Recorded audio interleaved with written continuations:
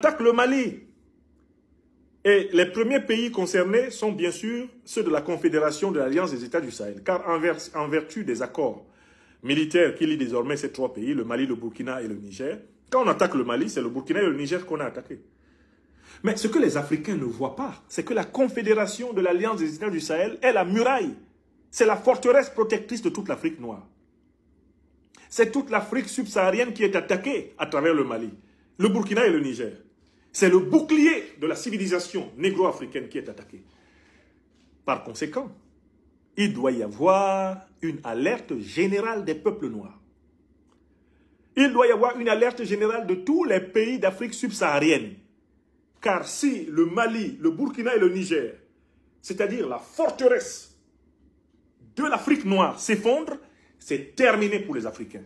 Ils vont devenir tous des déportés sur la terre. Les Africains vont tous devenir des exilés sur la terre. Et c'était le plan de l'OTAN. En attaquant Kadhafi, en détruisant la Libye en 2011, l'OTAN voulait provoquer un ébranlement du Sahel, un ébranlement du Golfe de Guinée, un ébranlement de l'Afrique centrale. L'OTAN voulait faire de nous, les Africains, tous des exilés, des déportés sur la terre. Et cela correspond à ce que disait le raciste Forster, Premier ministre sud-africain. Il disait que l'Afrique sera un paradis pour l'Occident lorsqu'elle sera débarrassée des Africains. Ce plan n'a pas été abandonné. Ils veulent nous chasser d'Afrique pour récupérer les richesses que le Tout-Puissant nous a confiées. Car nous sommes les hommes et les femmes les plus riches de la Terre.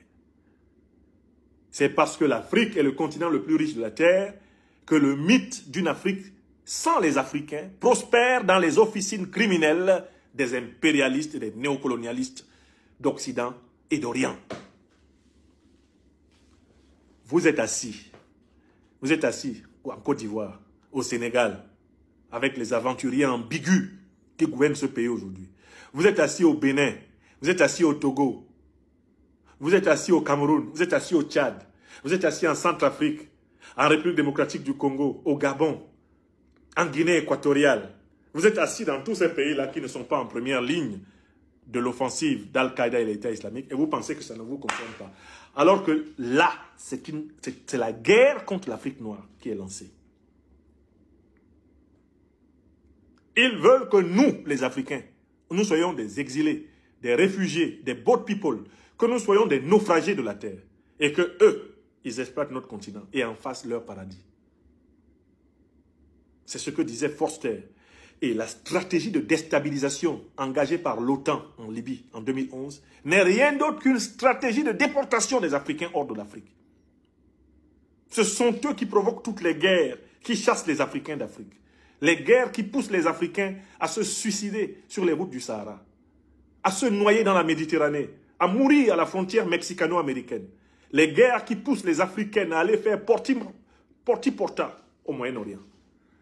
Ils ont tout pensé. Une Afrique instable, une population africaine angoissée, traumatisée, constamment en train de fuir sur ses propres terres, sur son propre continent. C'est la condition de leur prospérité. Car le sous-sol européen n'a rien. Le sous-sol américain n'a rien.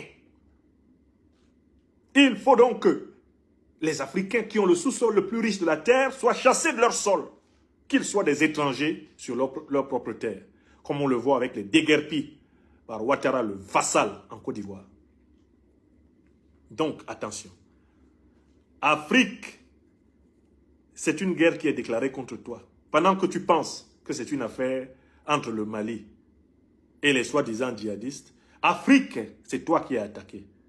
Noir d'Afrique, quel que soit le pays concerné, tu es menacé d'être jeté dans les océans, menacé d'être jeté sur les voies du désert.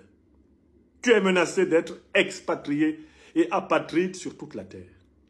Méfie-toi, toi qui dors et qui penses que le problème des Maliens ne te concerne pas. Ça viendra, ça te trouvera. Là où tu croyais te cacher, tu seras délogé et tu fuiras. Voilà pourquoi il faut appeler à une vaste solidarité des peuples d'Afrique noire, des gouvernements d'Afrique noire, avec l'Alliance des États du Sahel, qui est le bouclier de protection de l'Afrique noire. Est-ce que c'est clair? Enfin, je viens à une cinquième et dernière idée. Regardez comment ils s'organisent médiatiquement pour traumatiser le peuple malien. Regardez comment ils font tout pour briser le moral au peuple sahélien. Les moindres attaques qu'ils font, même quand ils réussissent à tuer un ou deux de nos soldats africains, ils en font un tas, ils accordent tous leurs médias à cela. Il faut une mobilisation médiatique, une mobilisation informationnelle, une mobilisation intellectuelle, une mobilisation spirituelle supérieure des Africains. Dédions-nous à magnifier la lutte des soldats africains. Dédions-nous à soutenir les FAMA du Mali, les forces armées nigériennes, les forces de défense et de sécurité du Burkina Faso qui nous défendent. Communiquons sur eux. Nous possédons des pages Facebook, Twitter, YouTube. Nous possédons des pages TikTok.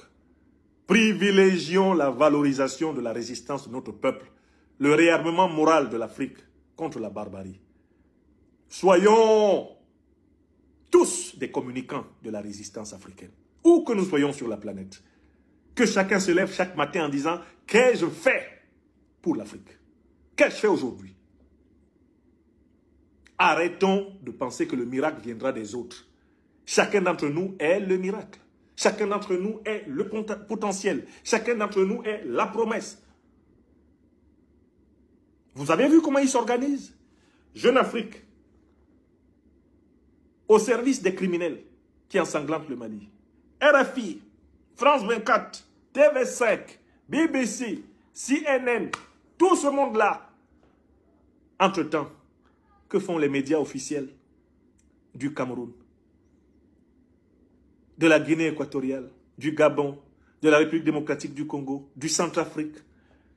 Que font les médias officiels d'Afrique du Sud, du Mozambique, de la Zambie, de l'Angola? Que font les médias officiels de la Tanzanie, du Kenya, les médias officiels du Soudan, les médias officiels du Tchad, les médias officiels du Sénégal, les médias officiels du Libéria, du Ghana, du Bénin? Ils font quoi? Alors que vous voyez que c'est tout le continent qui est attaqué. Que font les opinions? Que font les particuliers? Que font les citoyennes, les citoyens? Ils lisent les informations. Et j'en ai vu qui sont venus m'informer sur ma page Facebook. Ah, professeur, il se passe quelque chose au Mali. C'est déjà pas mal. Mais tu as fait quoi? Tu as dit quoi? Tu as une page Facebook. Tu as une page YouTube. Tu as une page Twitter.